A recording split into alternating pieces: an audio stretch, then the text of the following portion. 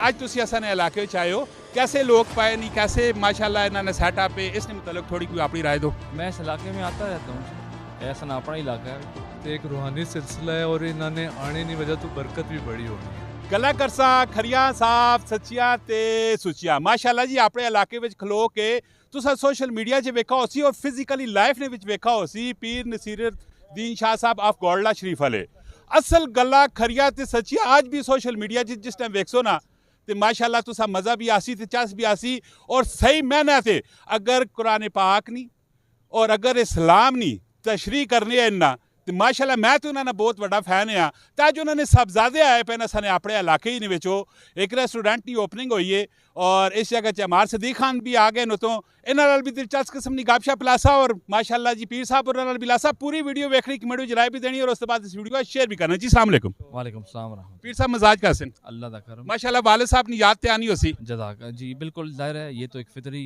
अमल है और हर आदमी को हर एक शख्स को ये एक जो अल्लाह ताला की नेमत है ये तो हमेशा याद रहती है। माशाल्लाह आज तुसी असां ने इलाके च आए हो, कैसे लोग पाए नहीं, कैसे माशाल्लाह इन्होंने सेटअप है, इसने मुतल्लिक थोड़ी कोई अपनी राय दो। मैं इस इलाके में आता रहता हूँ जी, ऐसा ना अपना इलाका है, ਅਸੀਂ ਆਂਦੇ ਹੀ ਰਹਿੰਦੇ ਆ। लेकिन असां नाल मेरे ख्याल च वास्ता पहली दफ़ा होया ना ਜੀ ਜੀ ਤੁਹਾਡੇ ਨਾਲ ਮੁਲਾਕਾਤ ਪਹਿਲੀ ਦਫਾ ਹੋਈ ਹੈ, ਵੈਸੇ ਮੁਲਾਕਾਤ ਹੁੰਦੀ ਰਹਿੰਦੀ ਲੋਕਾਂ ਨਾਲ, ਇੱਥੇ ਆਂਦੇ ਰਹਿੰਦੇ ਆ महफिल वगैरह दीगर दादाजी भी इस करने मुरीद हो।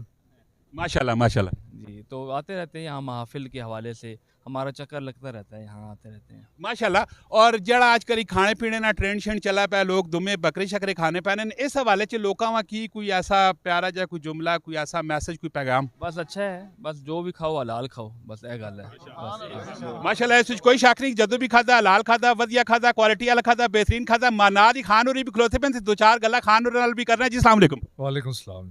हाँ जी माशाल्लाह जी वेलकम असीं तुसां करने अज इस मजमे ते बहुत ही प्यारा किस्म का मजमा है, तुसीं आए हो तो माशाल्लाह खान शनवारी सैटअप ओपन पे होना है, इस हवाले च कोई मैसेज कोई पैगाम जेह्ड़े लोग तुसां सुनने पैने जेह्ड़े तुसां चाहने वाले?